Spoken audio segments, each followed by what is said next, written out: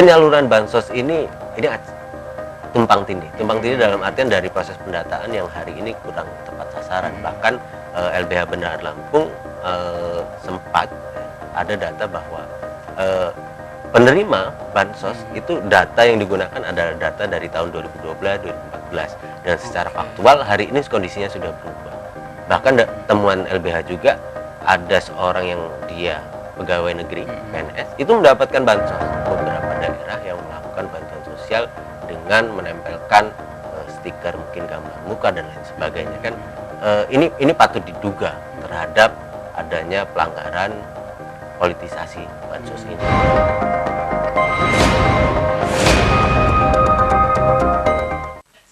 Halo, selamat siang. Penyaluran bantuan sosial atau Bansos Jaring Pengaman Sosial atau JPS warga terdampak pandemi virus corona atau COVID-19 di Provinsi Lampung masih bermasalah. Masih ada penyaluran bansos tidak tepat sasaran. Pemirsa, berikut catatan kasus bansos pandemi corona bermasalah.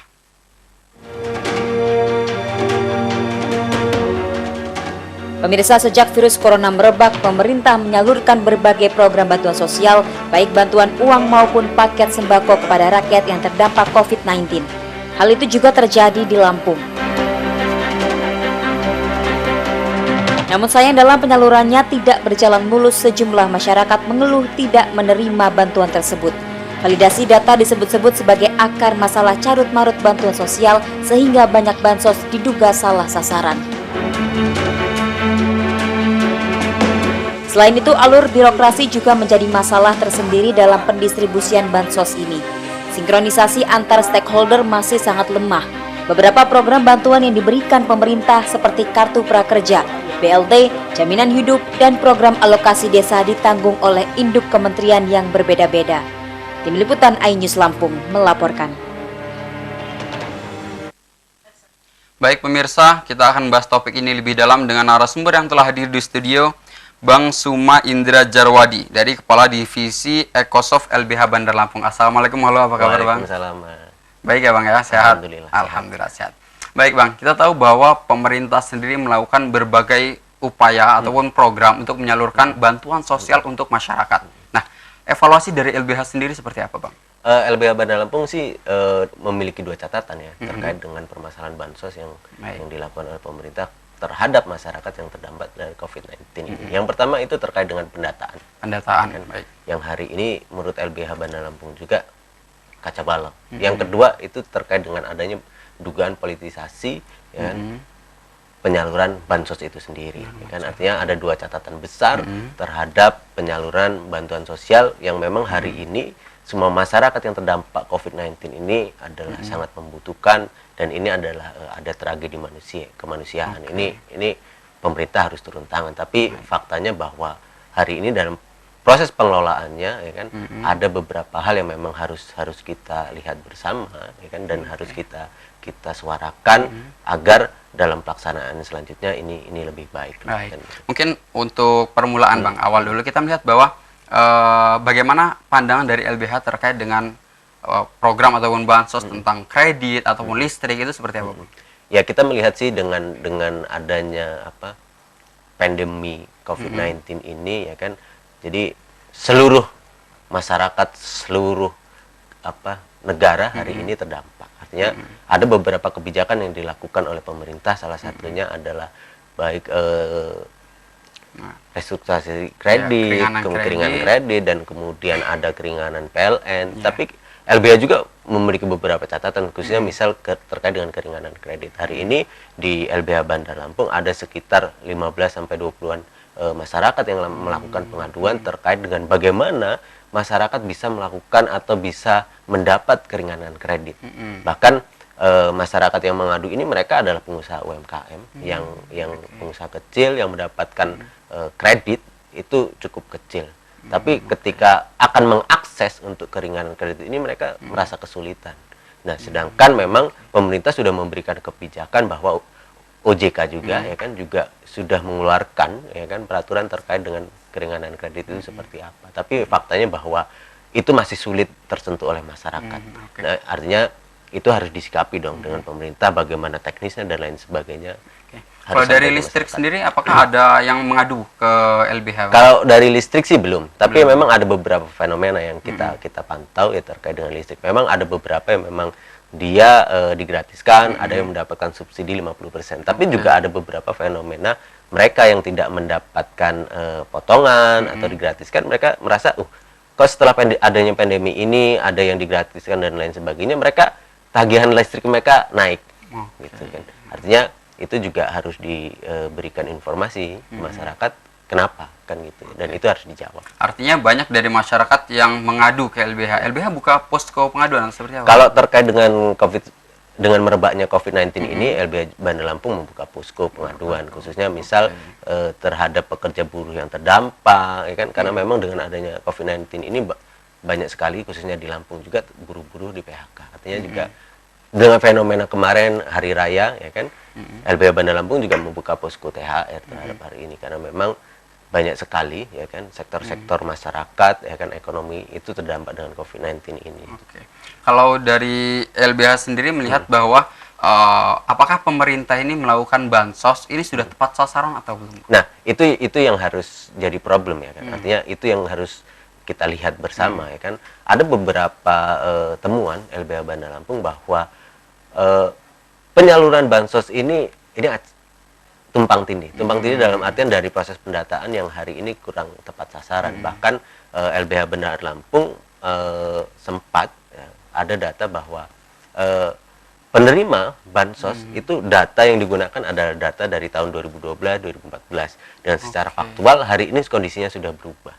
Bahkan temuan LBH juga ada seorang yang dia pegawai negeri PNS itu mendapatkan bansos karena memang penggunaan datanya itu penggunaan data yang sudah lampau. Artinya dari waktu yang beberapa tahun itu ada perubahan ekonomi dari masyarakat yang di sana. Artinya kan sudah nggak relevan juga ketika memang kemudian data 2012 dipakai dengan sekarang. Artinya juga seharusnya perbaikan data, up to date data itu harus dilakukan dengan kondisi hari ini. Itu yang pertama. Yang kedua, ini kan banyak sekali, ya kan, bansos-bansos yang dikeluarkan. Mungkin bantuan sosial tunai, kemudian BLT, dan kemudian itu dari berbagai instansi. Nah, hari ini belum ada sinkronisasi data terhadap pengelolaan bansos ini, ya kan, hanya misal dari Kementerian Sosial langsung menyalurkan, kemudian dari BLT desa melakukan survei langsung terhadap itu. Ini kan menjadi tumpang tindih terhadap penyaluran bantuan sosial ini.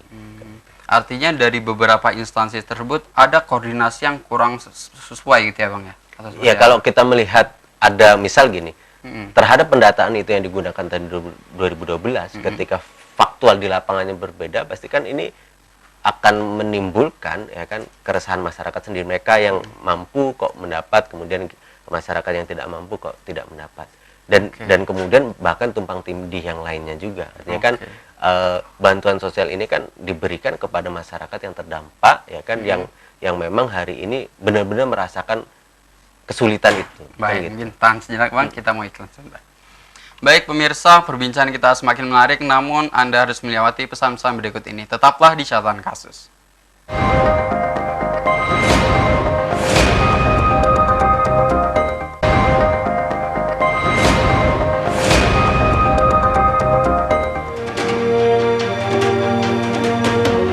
Pemirsa, selain alur birokrasi menjadi masalah, sinkronisasi antar stakeholder masih sangat lemah. Carut-marut penyaluran bantuan sosial juga diperparah dengan adanya indikasi politis yang ikut mendompleng di dalamnya. Meski tidak secara gamblang menyebutkan sebagai kandidat, namun sejumlah kepala daerah juga memanfaatkan bantuan untuk sosialisasi diri, seperti menempel stiker ke salah satu item bantuan. Selain itu, terdapat juga kepala daerah yang sudah tidak peduli lagi dengan pasangannya, sehingga dalam penyaluran bantuan hanya nama dirinya sendiri yang muncul di tengah-tengah masyarakat. Padahal jelas dalam sistem kepemerintahan, selain pimpinan juga terdapat wakil yang juga punya hak yang sama. Dan yang terpenting, masyarakat juga mendambakan pemerataan dalam pembagian bantuan. Tim Liputan iNews Lampung melaporkan. Baik pemirsa, terima kasih Anda masih di Catatan Kasus.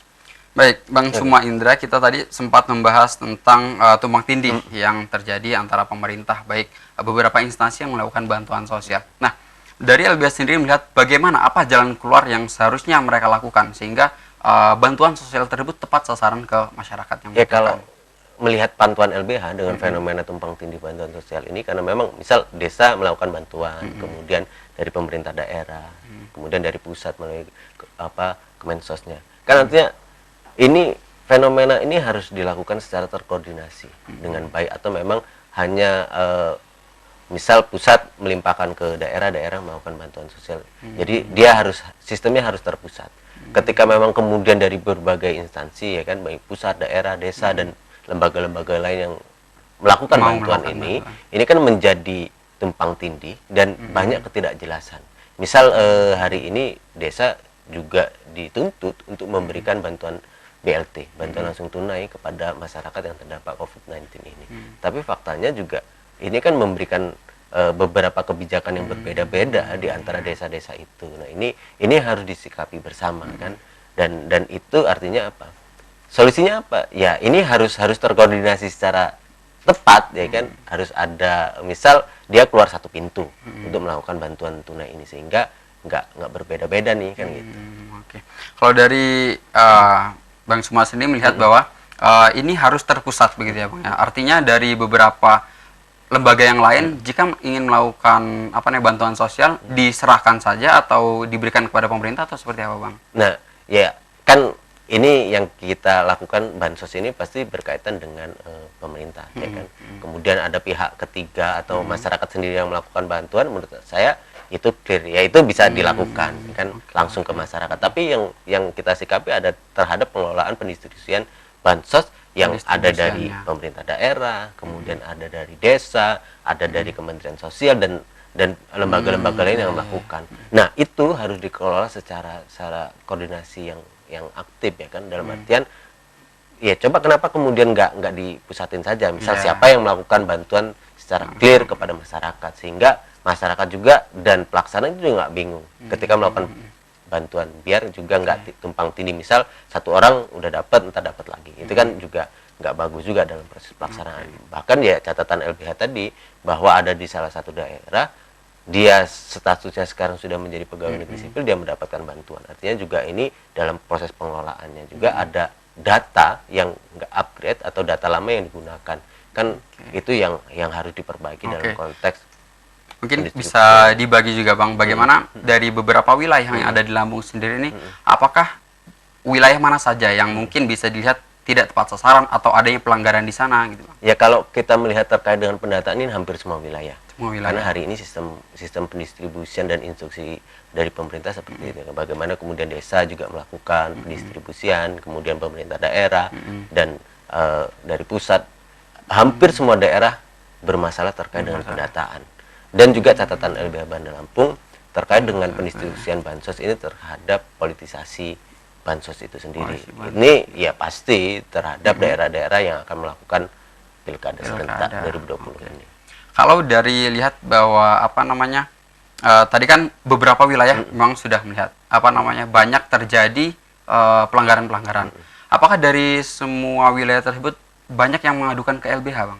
Kalau sampai dengan hari ini untuk pengaduan langsung itu memang belum ada, tapi fenomena itu ada di masyarakat, gitu, bahwa misal terhadap pendataan, kemudian terhadap politisasi, bahkan juga Bawaslu juga hari ini juga merespon terhadap adanya politisasi bantuan sosial itu sendiri, kan.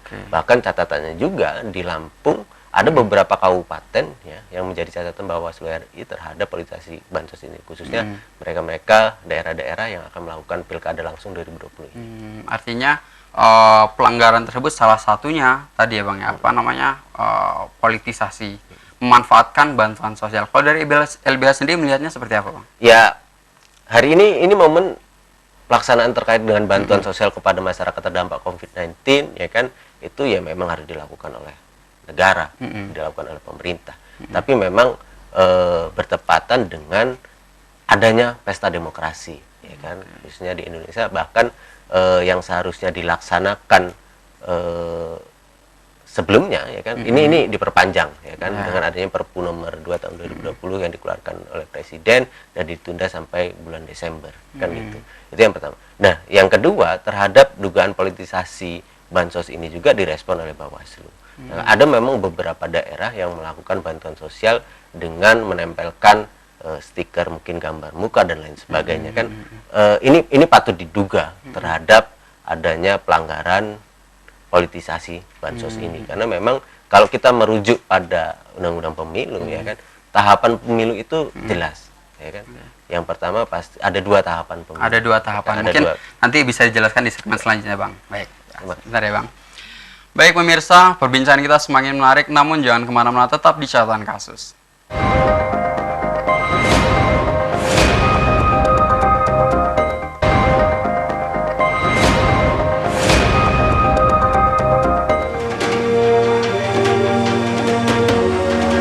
Pemirsa, bantuan sosial bagi warga terdampak coronavirus disease atau COVID-19.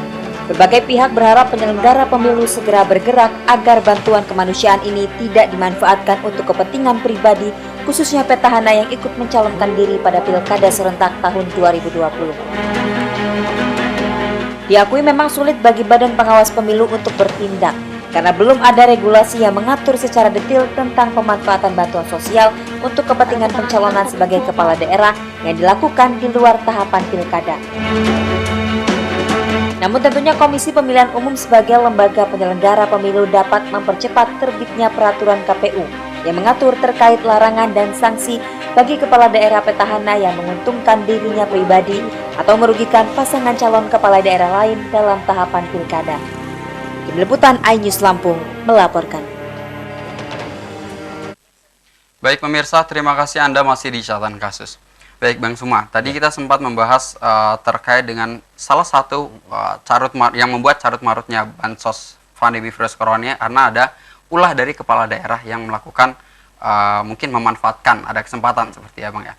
Nah mungkin bisa dijelaskan tadi apa 2 tahapan yang mungkin tadi terjeda. Nah kemudian bagaimana dari kepala daerah sendiri melihat sisi pemanfaatan mereka?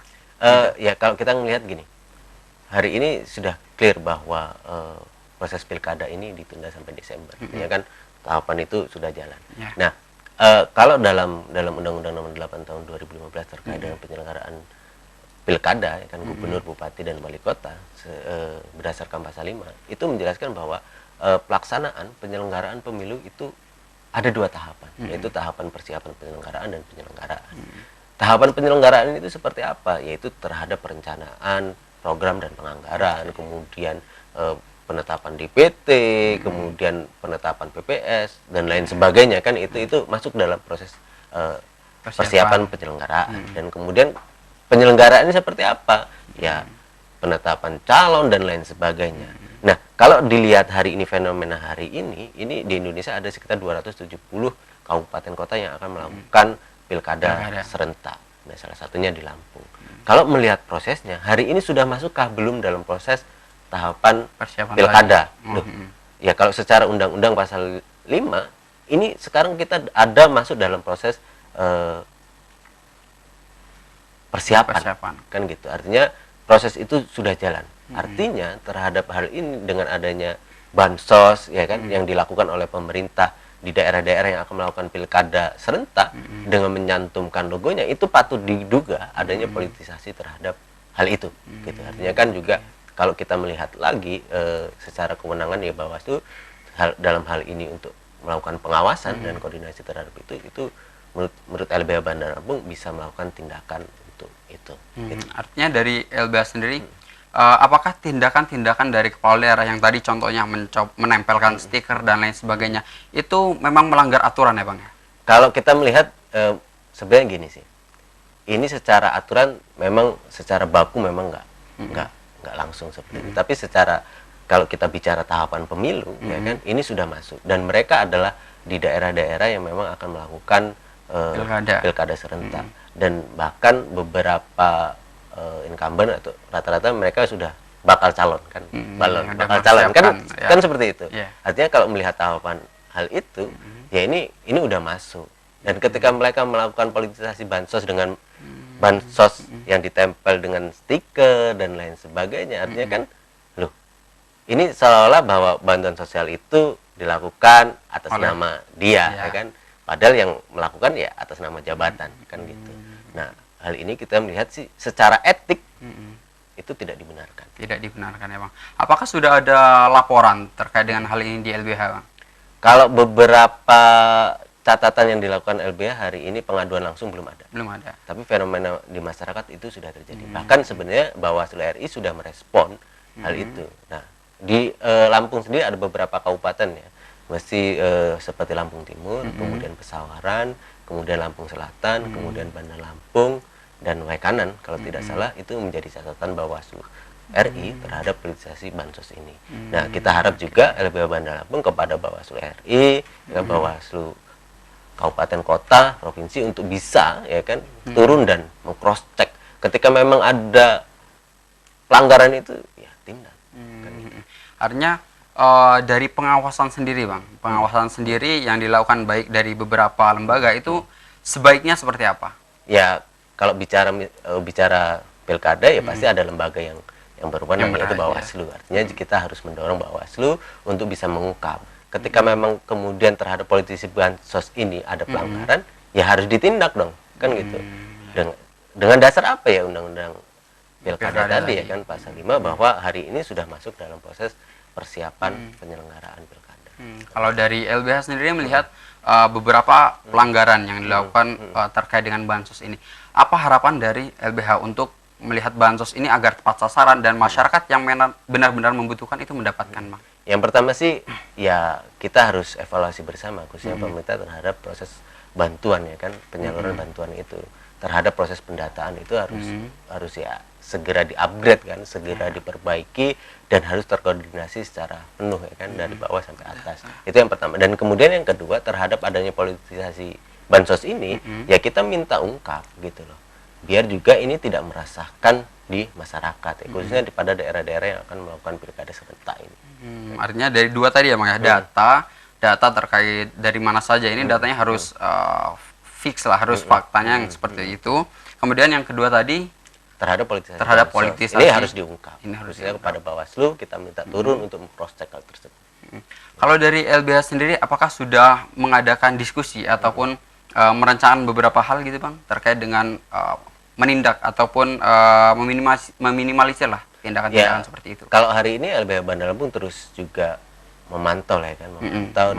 Dan ketika memang clear ya kita juga akan melakukan upaya-upaya ya kan, bisa secara hukum yang bisa dilakukan LBH Bandar Lampung. Juga bagaimana kita bersama-sama masyarakat mengawasi bareng-bareng terhadap pelaksanaan pilkada kita yang bersih, yang jujur, yang adil. Baik, artinya kita juga beberapa hal ke depan gitu ya Bang. Sepertinya semoga semakin membaik, baik dari bansos, kemudian masyarakat dan pemerintah juga sama-sama melakukan tindakan-tindakan yang sesuai gitu ya Bang. Terima kasih Bang Sumat telah hadir di sini. Pemirsa, penyebaran bantuan sosial untuk mengatasi dampak pandemi virus corona belum tepat sasaran. Karena itu, pemerintah melalui lembaga terkait harus turun tangan dan memastikan langsung seluruh hak masyarakat terpenuhi. Pemirsa, catatan kasus kali ini berakhir sampai di sini. Saya Roy Sarvan mewakili kru yang bertugas undur diri. Selamat melanjutkan aktivitas Anda dan sampai jumpa pada catatan kasus pekan depan.